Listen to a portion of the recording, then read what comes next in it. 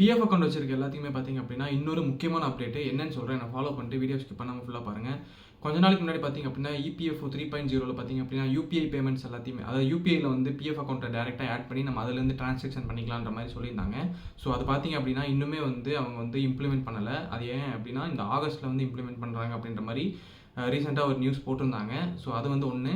இன்னொன்று அப்படி என்னன்னு பார்த்தீங்க அப்படின்னா, நீங்கள் வந்து பிஎஃப் கிளைம் பண்ணுறப்போ போர்ட்டலில் போயிட்டு உங்களுடைய பாஸ்புக்கோட காப்பி வந்து எப்போவுமே அப்லோட் பண்ணுவீங்க. பாஸ்புக் காப்பி இல்லை அப்படின்னா உங்களோட செக்லீஃபோட காப்பி அப்லோட் பண்ணி தான் நீங்கள் வந்து வித்ட்ராவலுக்கு வந்து கொடுக்குற மாதிரி இருக்கும். ஆனால் இப்போ வந்து அந்த மெத்தடை வந்து கேன்சல் பண்ணிட்டாங்க. இனிமேல் வந்து யாருமே பார்த்தீங்க அப்படின்னா உங்களுடைய பாஸ்புக் காப்பியோ இல்லை வந்து செக்லீஃப் காப்பியோ வந்து நீங்கள் பிஎஃப் போர்ட்டலில் அப்லோட் பண்ணி வித்ட்ராவல் பண்ணணுன்ற அந்த கிளைம் போடணுன்ற அவசியம் இல்லை. டேரெக்டாக கிளைம் போட்டு எடுத்துக்கலாம். அதுவுமே பார்த்தீங்க அப்படின்னா 75% அமௌண்ட் வந்து பார்த்தீங்கன்னா இமீடியட்டாகவே செட்டில் ஆகிடுற மாதிரி சொல்லியிருக்காங்க.